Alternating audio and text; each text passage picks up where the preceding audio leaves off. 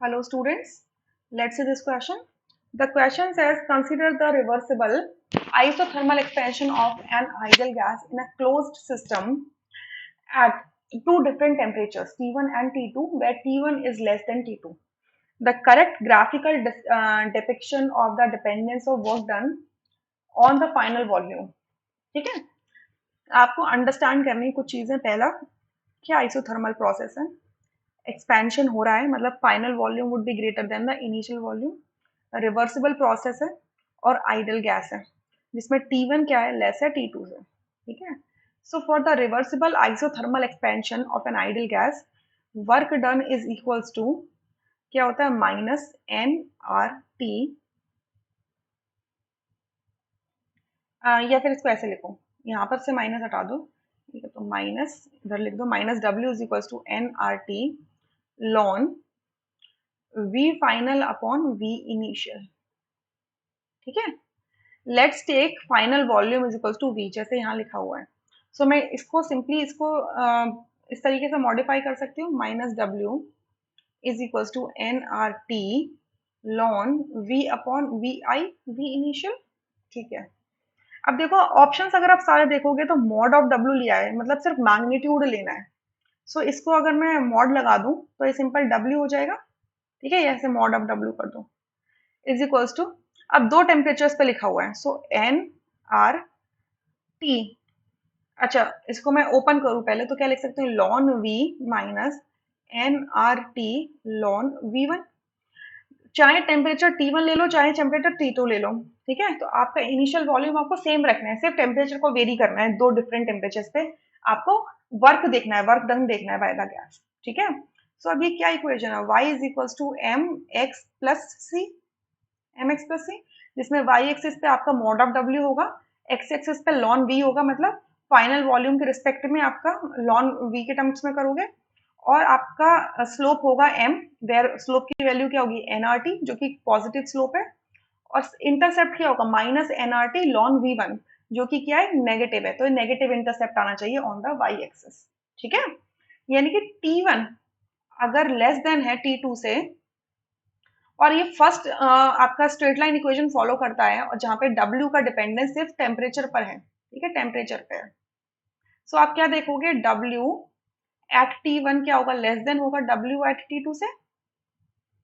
मतलब जो higher temperature होगा और आइसोथर्मल प्रोसेस है, तो अगर आपने ज्यादा टेम्परेचर प्रोवाइड कराया तो ज्यादा एक्सपेंशन होगा. ठीक है, कम टेम्परेचर प्रोवाइड कर दो कम एक्सपेंशन होगा. अब यहाँ से देखिए अंडरस्टैंड करते हैं कि कौन सा ग्राफ आप रूल आउट कर सकते हो. देखिए हमें ये चीज याद रखनी है कि स्लोप पॉजिटिव होना चाहिए और इंटरसेप्ट नेगेटिव होना चाहिए. फर्स्ट में देखो वाई एक्सिस पे स्लोप देखना है. अगर मैं इसको वाई एक्सिस नीचे ले आऊं, माइनस वाई में ले आऊं, तो T1 का जो इंटरसेप्ट है, फर्स्ट ग्राफ में T1 का इंटरसेप्ट है, ये कहाँ आ रहा है, पॉजिटिव वाई में आ रहा है.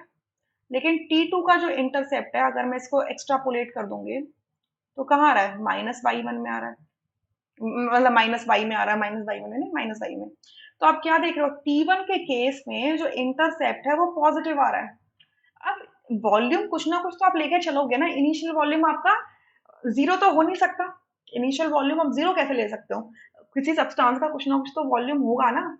ऐसा थोड़ी ना कि जीरो वॉल्यूम ले लोगे आप. आइडल गैस भी है, चलो हम मानते हैं कि नेग्लिजिबल वॉल्यूम होता है इसके पार्टिकल्स का, बट कुछ ना कुछ वॉल्यूम तो ऑक्यूपाई करेगा ना ये कंटेनर का. एक कंटेनर का कुछ वॉल्यूम तो ऑक्यूपाई करेगा, तो आप जीरो तो बोल नहीं सकते. ठीक है, वॉल्यूम तो आप जीरो नहीं बोल सकते हो. ठीक है, अब तो यहां से आपका अगर वॉल्यूम आपका वन हुआ, लेट से कि V1 क्या है, वन है. ठीक है, यूनिटी से आप इंक्रीज कर रहे हो, तो minus n R T ln one हो जाएगा और ये पूरी वैल्यू कितनी हो जाएगी, जीरो हो जाएगी. बट पॉजिटिव नहीं आएगी, यहाँ पर पॉजिटिव आ रही है. ठीक है, पॉजिटिव कब आएगी, जब V1 की वैल्यू लेस देन जीरो होगी. लेस देन जीरो कैसे हो सकती है, लेस देन जीरो वॉल्यूम कोई लेस देन जीरो कैसे हो सकता है.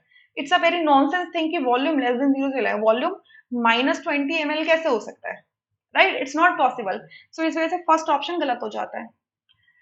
थर्ड ऑप्शन देखिए एक बार, थर्ड ऑप्शन में T2 को एक्स्ट्रापोलेट कीजिए और T1 को एक्स्ट्रापोलेट कीजिए. ठीक है, दोनों का स्लोप पॉजिटिव है, इंक्रीजिंग स्लोप है, दोनों का स्लोप पॉजिटिव है. ठीक है, फर्स्ट ऑप्शन में दोनों का स्लोप पॉजिटिव था, इंक्रीजिंग था, बट हमें ये ध्यान रखना है कि T2 अगर ग्रेटर है तो T2 का स्लोप ज्यादा आएगा.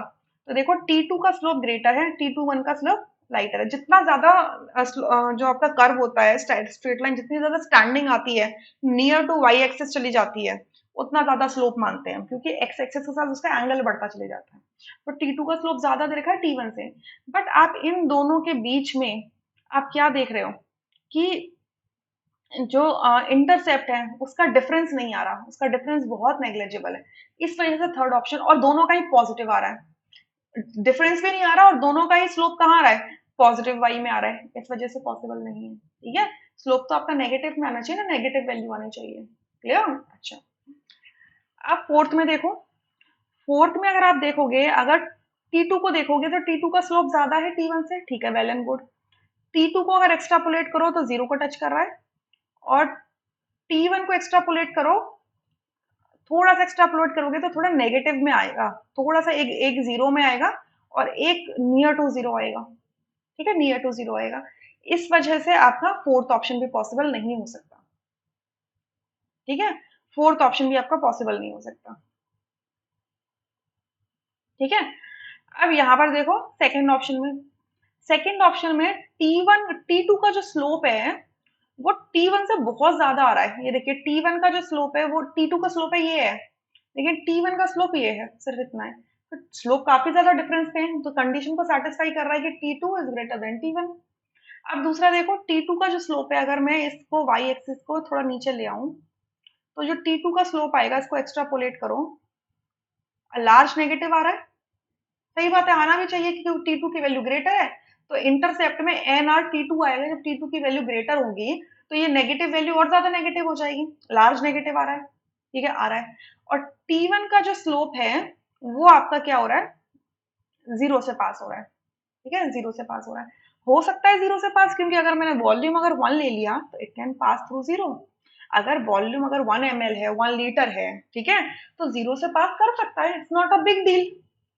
ठीक है, पास कर सकता है। बट दो, अब सेकंड ऑप्शन के अंदर दोनों कंडीशन सेटिस्फाई हो रही है। आपका स्लोप जीरो हो सकता है बट नेगेटिव, पॉजिटिव नहीं हो सकता। तो पॉजिटिव तो दोनों में से किसी का नहीं आ रहा सेकंड ऑप्शन में, बट एक T2 का लार्ज नेगेटिव आ रहा है, वो ऑब्वियस सी बात है कि T2 ग्रेटर देन T1 है। सो इस और दोनों का स्लोप का अगर देखोगे, सॉरी इंटरसेप्ट, मैंने स्लोप बोल दिया था अभी, इंटरसेप्ट T2 के केस में जो इंटरसेप्ट है वो लार्ज नेगेटिव आ रहा है, क्योंकि ऑब्वियस सी बात है T2 की वैल्यू ज्यादा है। और T1 T2 का स्लोप भी देखोगे तो स्लोप में भी लार्ज डिफरेंस आ रहा है। इसका मतलब सेकंड ऑप्शन यहाँ से करेक्ट होगा, rest options would be incorrect. I hope you understood this question really very well. Thank you.